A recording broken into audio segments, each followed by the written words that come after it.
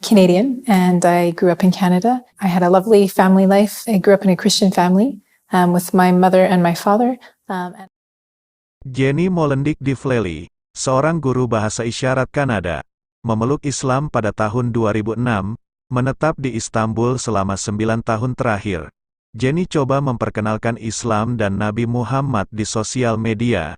Jenny terinspirasi untuk melakukan hal tersebut merujuk pada kelima anaknya. Jenny awalnya dibesarkan dalam keluarga Kristen konservatif. Dia anak kedua dari seorang petugas polisi dan perawat.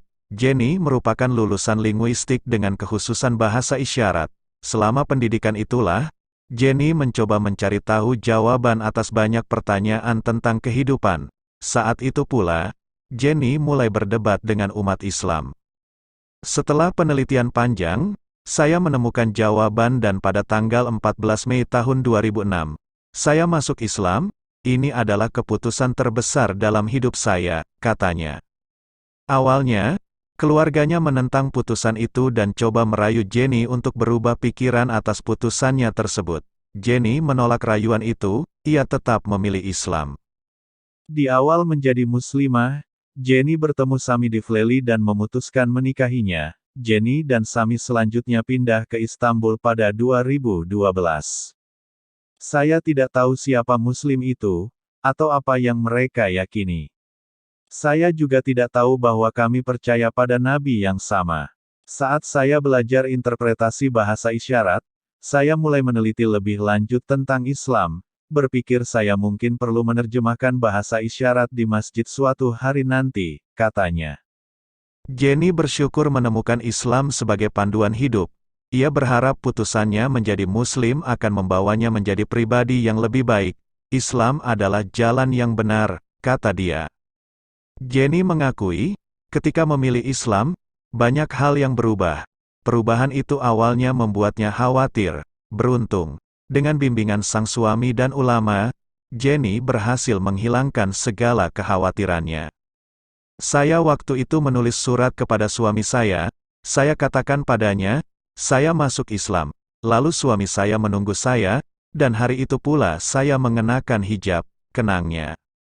Jenny jadi teringat melalui masa sulitnya, hanya kakaknya yang mendukung perubahannya, sementara kedua orang tuanya masih menolak putusannya itu. Ayah saya selalu mengirimkan saya hal-hal negatif tentang Islam di dunia maya. Ia ingin mengatakan kepada saya bahwa itulah agama yang dipilihnya. Dia merasa kesal, saya paham itu. Tapi dia tidak tahu apa itu Islam, dia hanya melihat bagian luarnya saja, seperti apa yang dikatakan televisi. Kalau ibu saya lebih khawatir ketika saya menikah lalu memiliki anak dalam kegelapan, kata dia. Di kampus, banyak orang menanyakan apa yang terjadi padanya. Mereka kaget, banyak yang menanyakan apa yang terjadi pada saya, kata dia. Setelah menikah dengan Sami Divleli, keduanya sempat menetap di Kanada. Saat pernikahan itu, hanya kakak lelakinya yang datang. Namun, ketika menggelar resepsi di Istanbul, ibunya pun hadir.